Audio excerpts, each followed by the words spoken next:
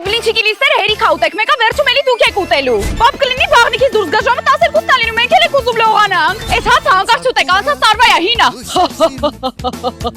Այս տեքստերը լսելուն համարյա օր չի մնացել, դուք դեռ չեք ընտրել որտեղ եք դիմավորելու նոր տարին, եկեք ասեմ բա։ Այստեղ դուք լողանալու կռիվ չեք անի, որովհետև 11-ից հանգիստ կխսեք լողավազանը, մի հատ էլ 12-ից հետո դե մի տարիա չեք լողացել։ Հենց 12-ը խփի պապա հոպարիտ բերելու աստեղ ասի արի ասում են տարին ոնց սկսում ես տենց էլ բրծնում ախպերս։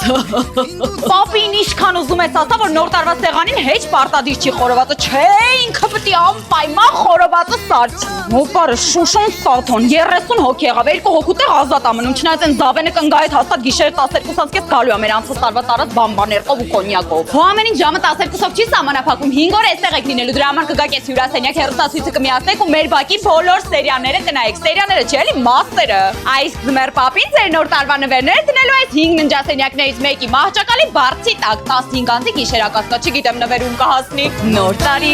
տարի, ամառանոց եմ դու արի, այս գիշեր էլ ամրագրի, վաղը էլ չես հասցնի։ Այս գիշեր մեր տունարի, տոնացարը սարդարի